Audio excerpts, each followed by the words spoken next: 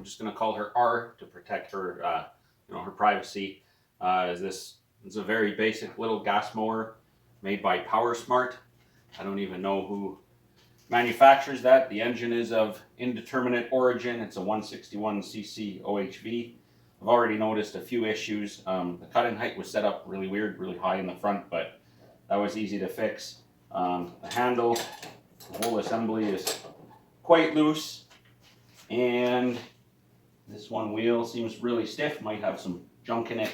Looks like the blade is maybe bent. I'll probably pull it off and take a look.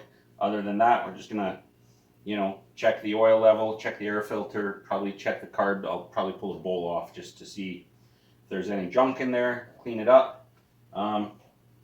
That's about it for now. Not much to do, but to get started, easy place to start is right here.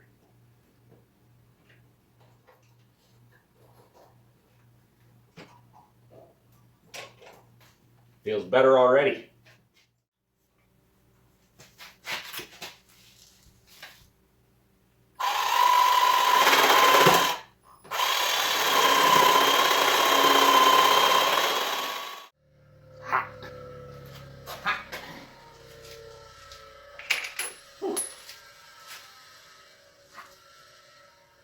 Stuff.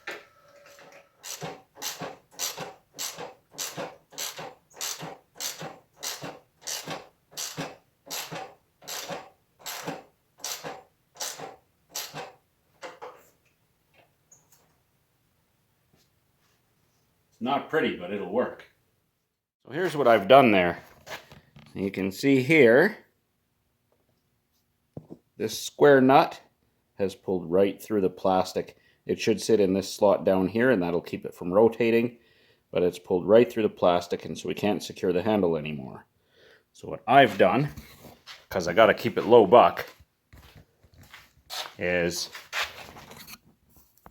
cut a slot here to clear for a washer, jammed a washer in here. I mean, this plastic is now deformed. It's not the prettiest thing, but it's held by the washer. The nut's tight. It's not going to come loose because it's got like little teeth under here, and that handle is solid. It's not going anywhere.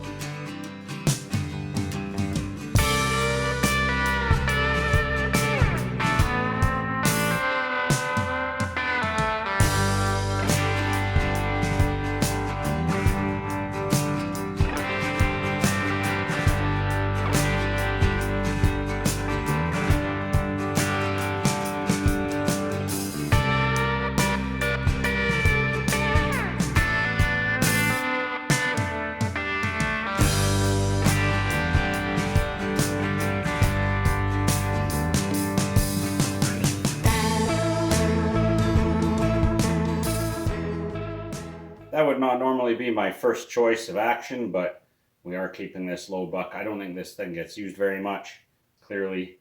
The other side actually looks pretty good, and here looks pretty good. So I think we'll just go with it for now.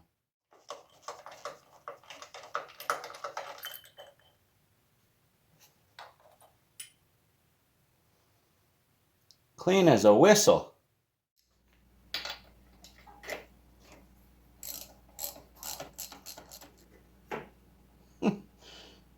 That looks pretty new too.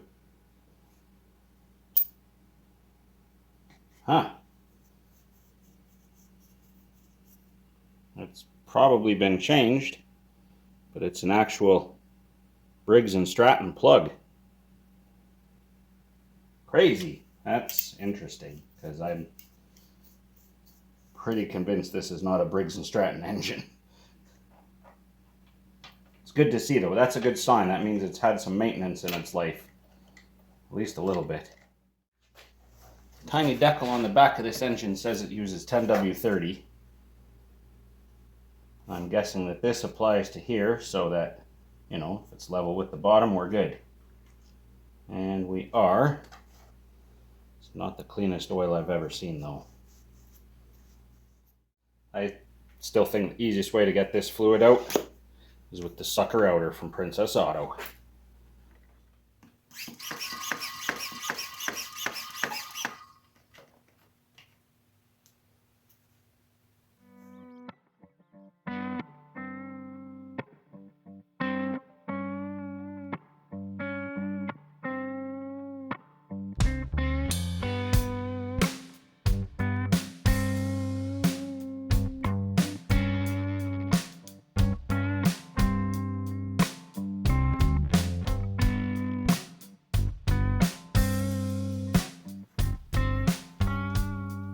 Funny, you know, they put like little dipstick full markings on here, but the decal's pretty clear where they want the oil level. I'm going to err towards more oil rather than less, so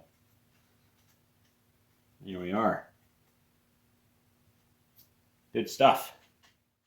I want to pull this blade off, and that's where it's going to have to be a bit of a judgment call. If I can't significantly improve the state of these blades in 20 minutes or so, it's not worth doing. And we might as well just put a new blade on it. As much as we're trying to keep it low buck,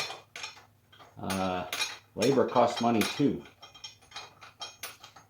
I'm charging a pretty nominal rate here, you know, but it's still, it's got to be a factor.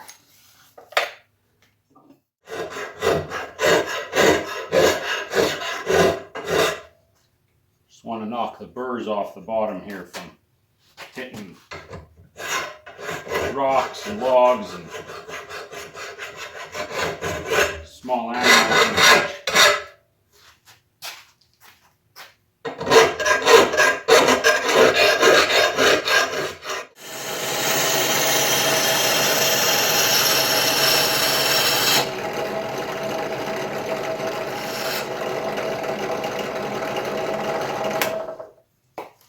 I'm not going to pretend that that's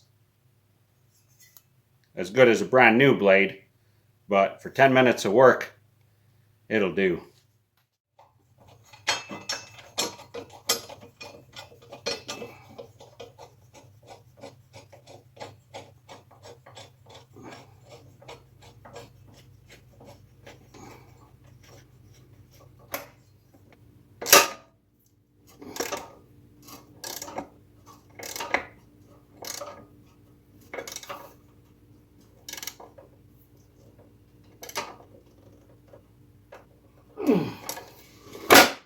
Good.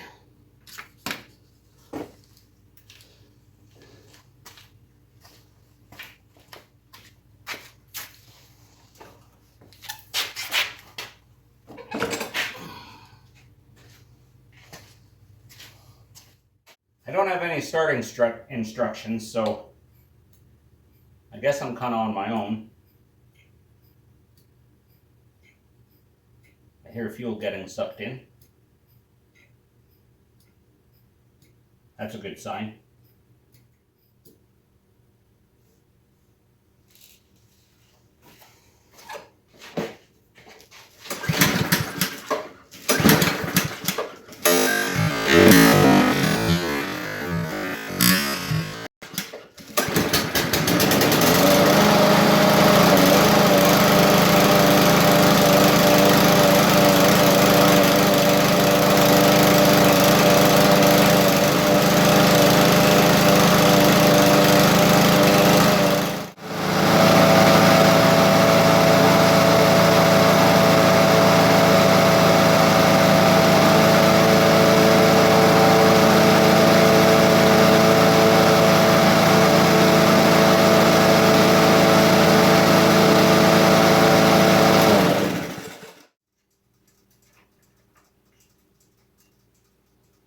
Nice, that oil looks actually really nice and clean, so that's great. That means we got nearly all the dirty oil out of it, so I think you know, we'll bring her down to average sort of cutting height, I guess, number 3. And